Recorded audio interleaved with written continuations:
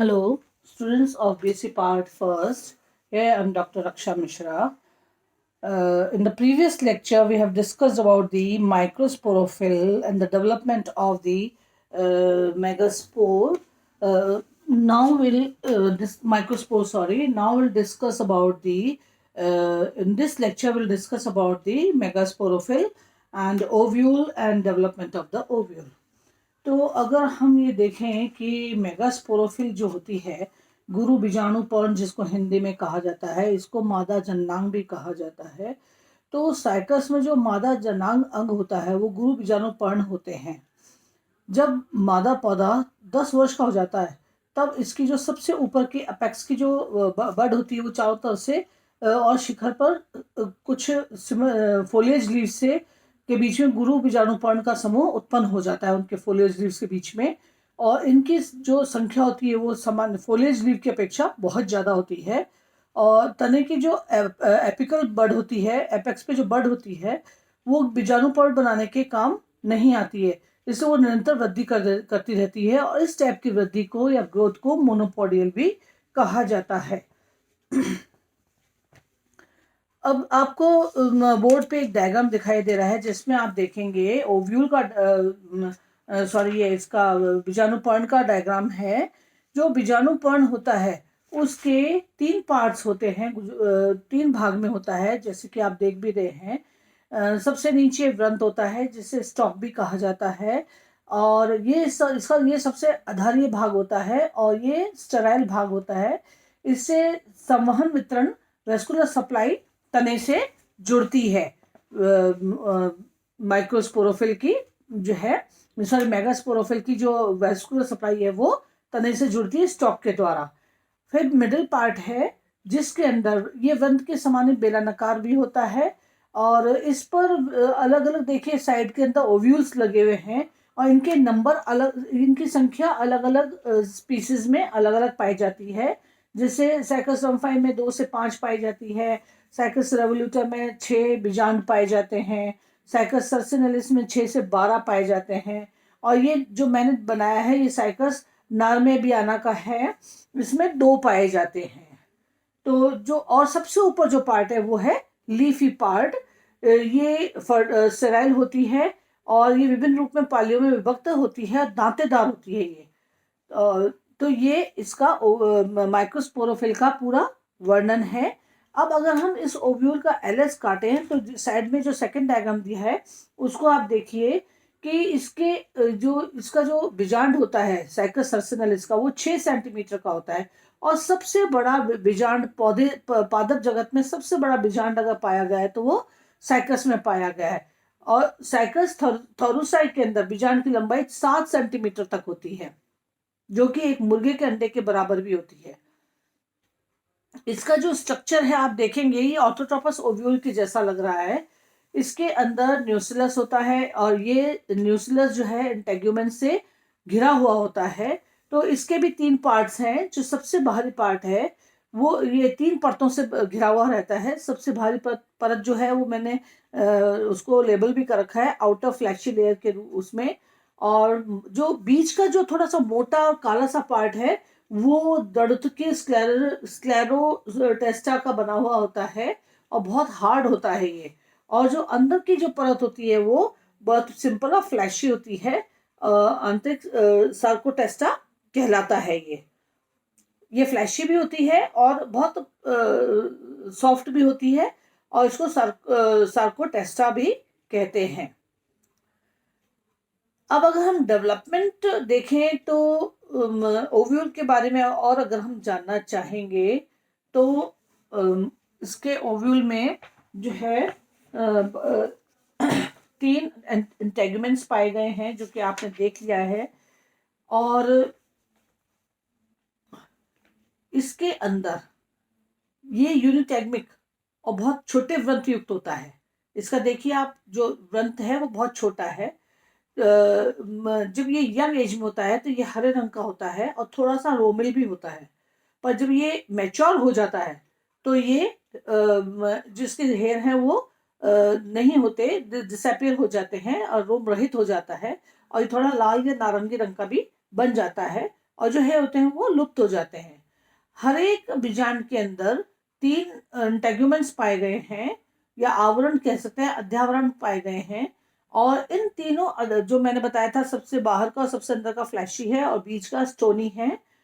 इनके बीच में अंदर की ओर के एक बहुत बड़ा केंद्रीय बड़ा न्यूक्लियस पाया जाता है, जो मैंने मेंशन भी कर रखा है न्यूक्लियस को।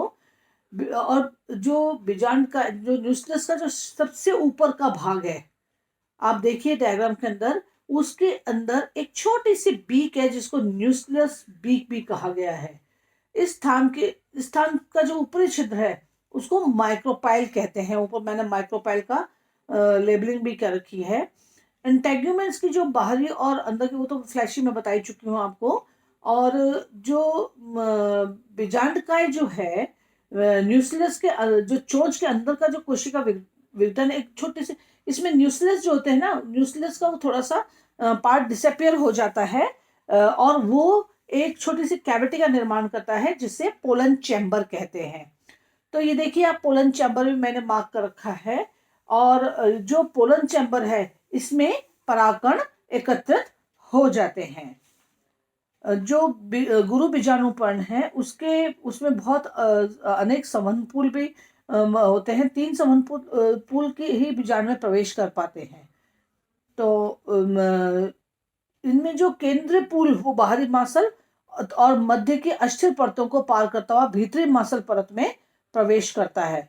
और बीजांडकाय की जो चैलेंजल एंड है वहां जाकर के ये कई शाखाओं में भी बट जाता है।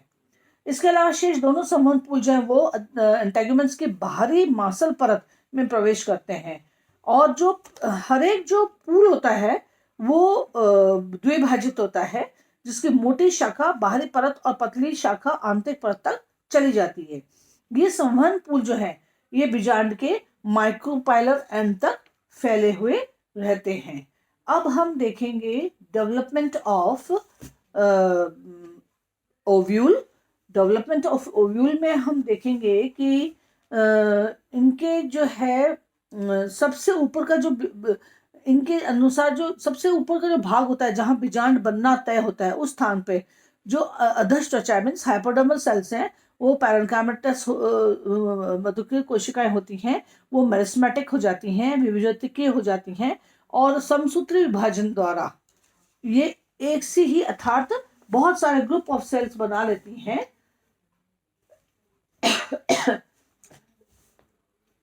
इनका एक समूह सा बना लेती हैं जिसे न्यूक्लियस कहते हैं। और इस समूह के नीचे से एक कॉलर या अंगूठी के समान एक वृद्धि आरंभ हो जाती है।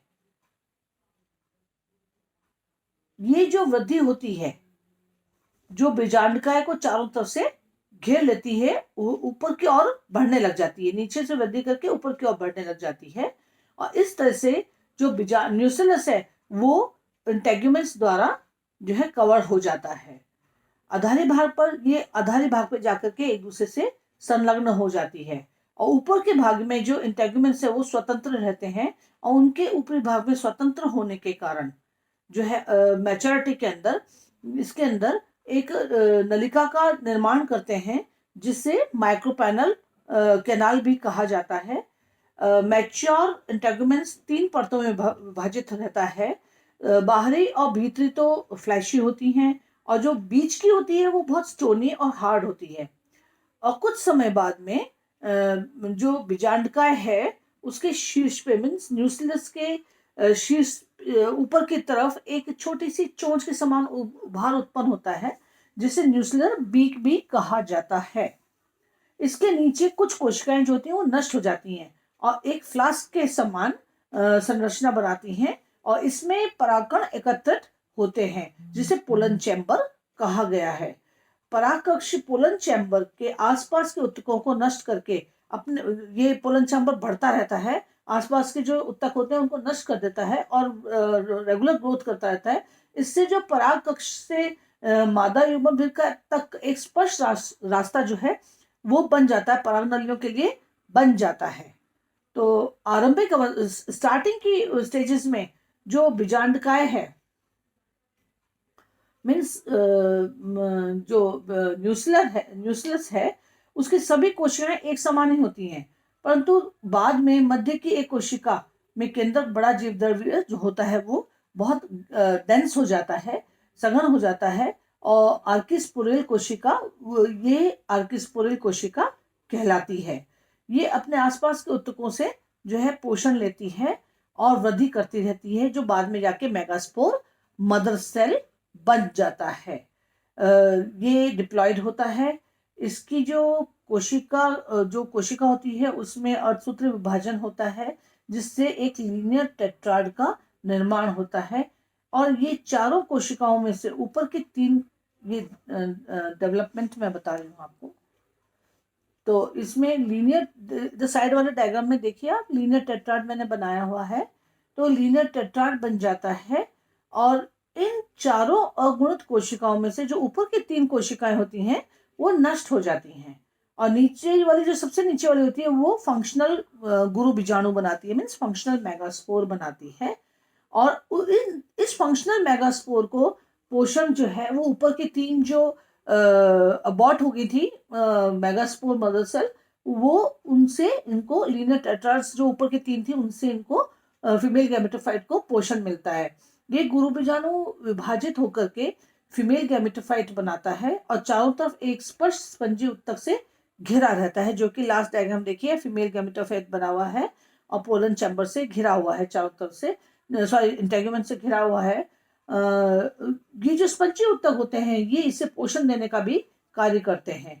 जब मादा युग्मक पूर्ण रूप से परिवर्धित हो जाता है तब ये परत एकदम नष्ट हो जाती है। तो this was all about the development of the ovule and LS of the ovule.